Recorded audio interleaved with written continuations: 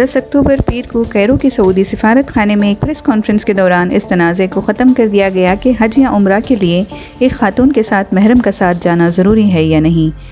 Saudi gazette की report के मुताबिक सऊदी वज़ीर बराए हज और उम्रा डॉक्टर तौफ़ीक़ अर्रबी ने ऐलान किया कि दुनिया के किसी भी हिस्से से हज या उम्रे के सफ़र के लिए अब महरम को साथ जाने की ज़रूरत नहीं है।